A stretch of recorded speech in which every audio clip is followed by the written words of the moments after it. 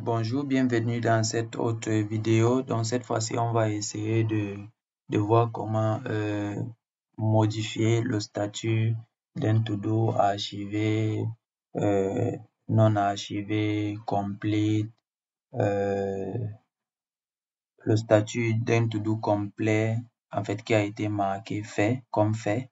Et on va voir comment démarquer aussi un to-do. Et on va terminer toutes les opérations de CRUD sur le to-do. Donc, ici, static method, on va ajouter def et là, on va s'attaquer à update status archive.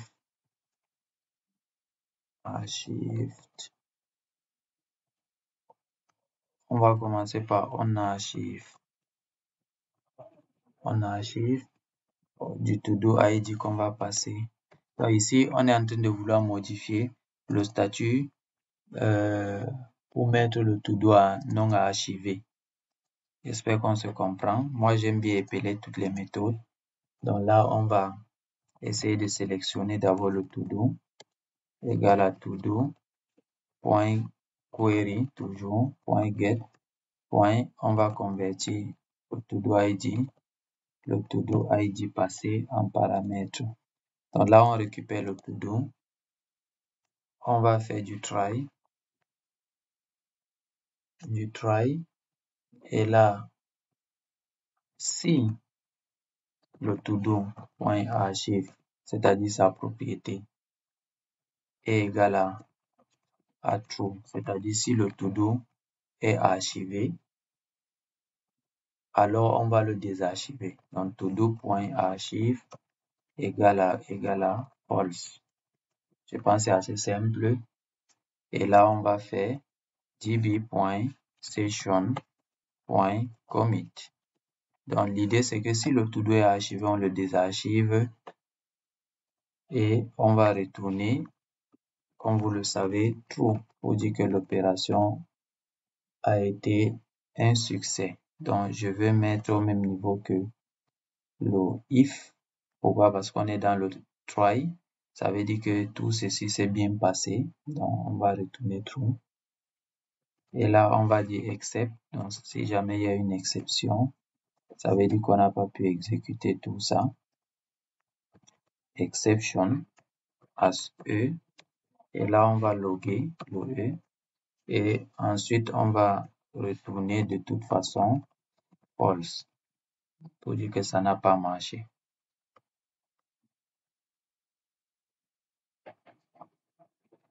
Ok, on va pas tester ça directement, on va ajouter une nouvelle méthode def. On va update status archive. Donc cette fois-ci, on va modifier d'abord le statut archivé d'un to-do. Dans un to-do archivé, on va sélectionner comme l'autre to-do. Je n'aime pas du copier-coller avec Python, égal à to-do.query.get. Et là, on va convertir en entier le to-do ID qu'on va envoyer. Là, on a récupéré le to-do. Et là, on va toujours faire du try, forcément.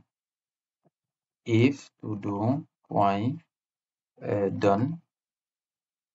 égal à false. Ça veut dire que si le to-do n'est pas terminé, c'est très important. Si le to-do n'est pas terminé, on peut le désarchiver. On peut l'archiver. Qu'est-ce que je dis? Donc, if to-do done est à false, on ne peut pas l'archiver. Voilà, c'est ça. Return false. On s'arrête déjà là. On peut pas. Donc, si le to-do n'est pas encore à complète, on ne peut pas archiver ce to-do. Donc, return false. On vérifie encore. If le to-do point archived, n'est-ce pas, est égal à false, ça veut dire si le to-do n'est pas archivé, On va cette fois-ci l'archiver. To-do point archive égale, cette fois-ci pas égal à true. Ici c'est égal aussi, égal à false. C'est pas égal, c'est égal. Donc égal, c'est pour tester une condition. C'est pour tester, pour envoyer un booléen. Donc égal à true. Et là on va faire db.session. Vous l'avez deviné, et on va committer. Commit pour ça. Et qu'est-ce qu'on va faire? On va return au même niveau que le if. Ça veut dire qu'on est passé sur le if si. Rappelez-vous, le return interrompt l'exécution du code qui suit. Donc, ça veut dire que si on n'est pas dans ce return, on va passer ici. Et si tout se passe bien ici, on va retourner true pour dire que notre opération a été un succès. Et exception as on va print toujours. Il y a une bonne façon de gérer ça avec le login. Et là, on va retourner toujours false pour dire que rien ne s'est bien passé. Ok, je pense qu'on peut tester ça. To do, update archive, on va chercher le to do 4. Donc normalement, son archive doit passer à 1. Donc le to do 4. Ici, on a le résultat qui doit nous donner, qui doit être renvoyé. Je vais redémarrer. Voilà, on a to do all égale à false. Pourquoi false? Update archive.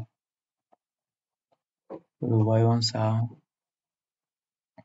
On fait query get de to do. On regarde si le to do est complet. On retourne false. Si le to do est archivé. Si le to do n'est pas archivé. Si le to do est égal à false. Est-ce que c'est ça?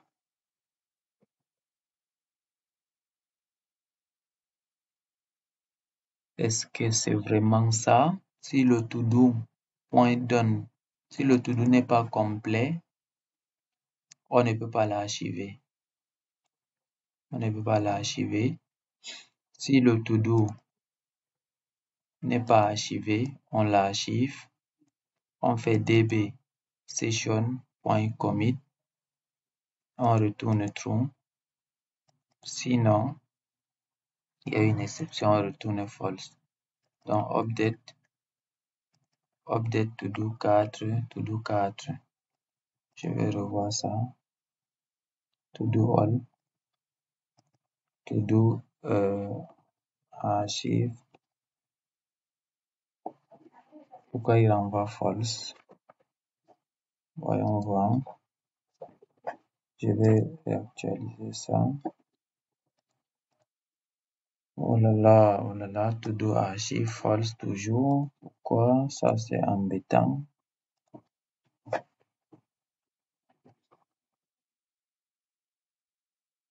Bon, je pense que il y a un souci.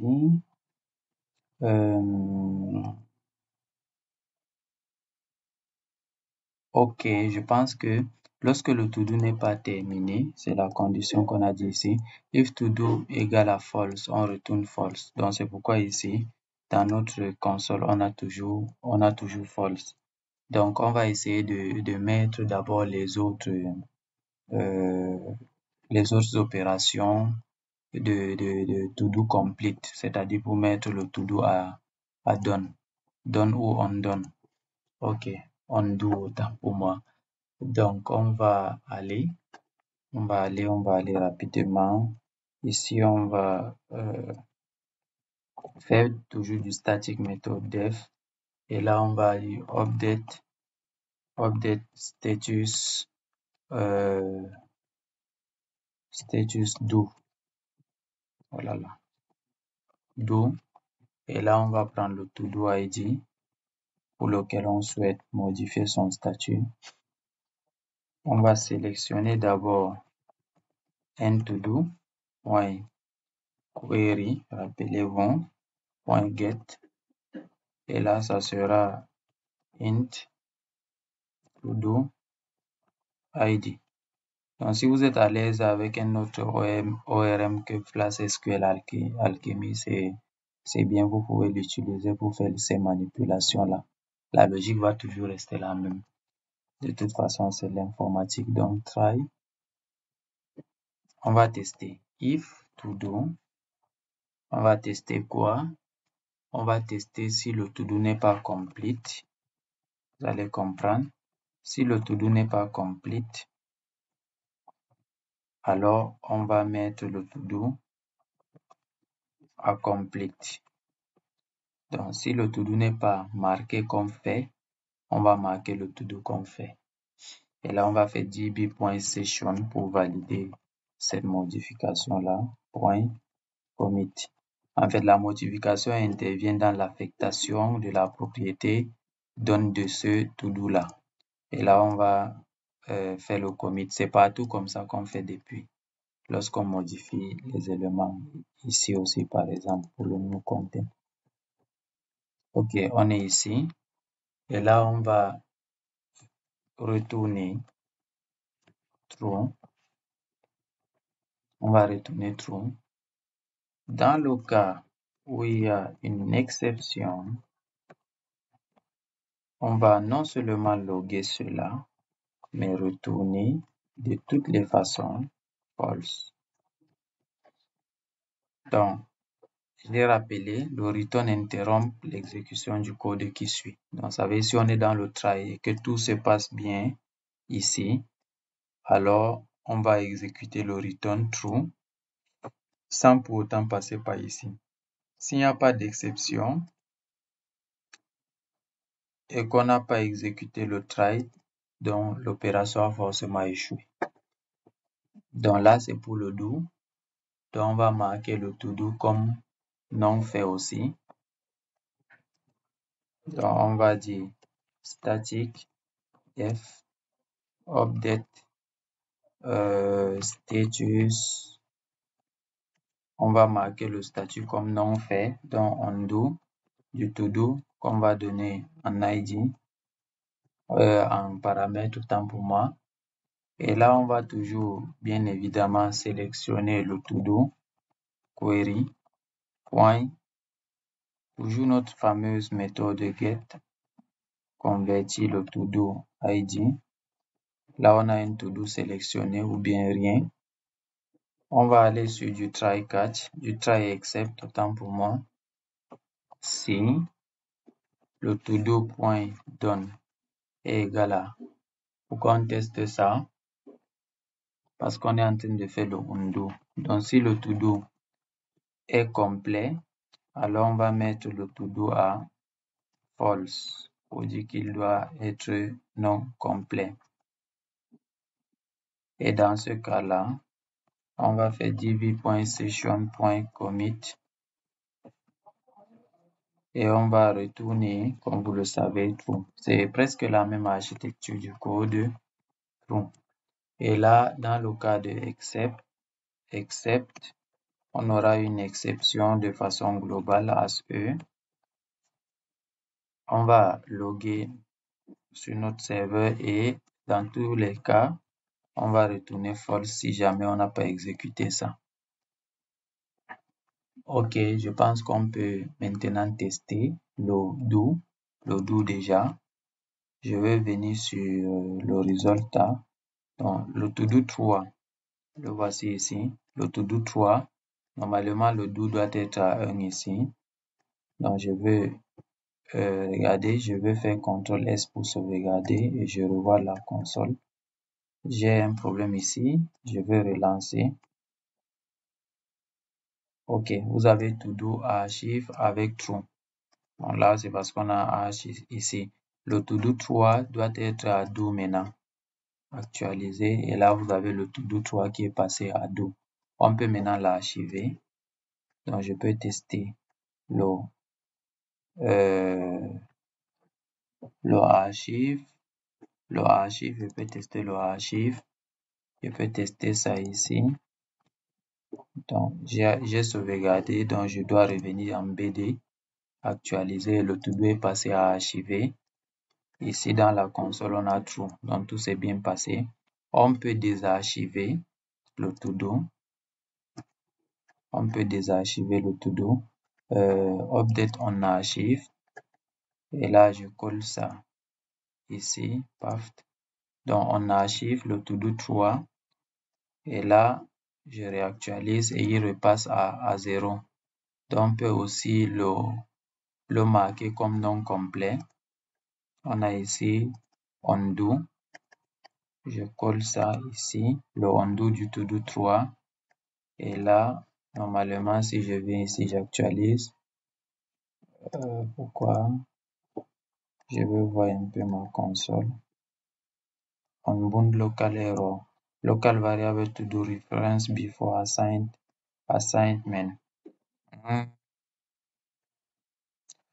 À la ligne 245. To do before assignment. Qu'est-ce qui ne va pas? L'indentation. To do.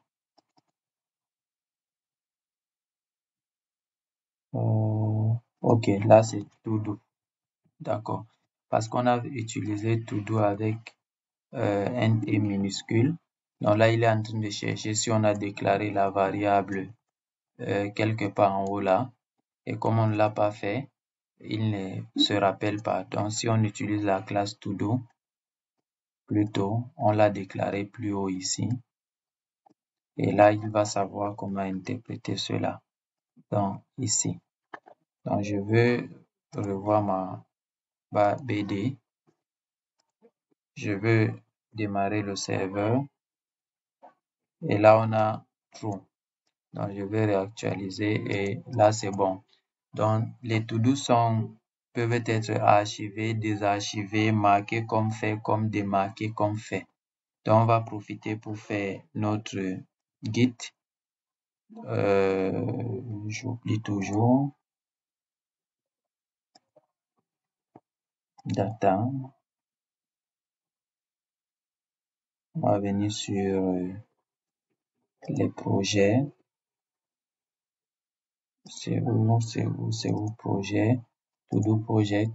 Et là, on va aller dans source, ouvrir un terminal. On va faire git status pour voir le statut.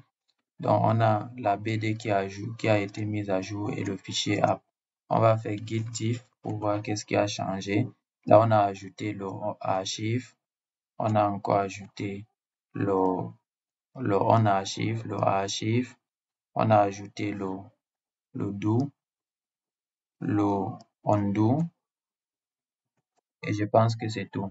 Donc, je vais faire git add de tout ça. Git commit -m. On va dire improve to do status change. Je ne sais pas si c'est changing. Là, donc, on a effectué le changement du statut de to do. Improve to do statut change to archive. Disons statut change to archive. Je suis nul en anglais, mais je préfère pour m'exercer archive. Do archive, on archive, do et undo. Voilà. Ok, on va revenir sur notre code. On va voir s'il y a quelque chose à faire. Mais je vais couper la vidéo. On va se retrouver dans la prochaine vidéo. Et s'il y a d'autres choses à faire, on va le faire avant d'entrer dans le développement de nos différents endpoints.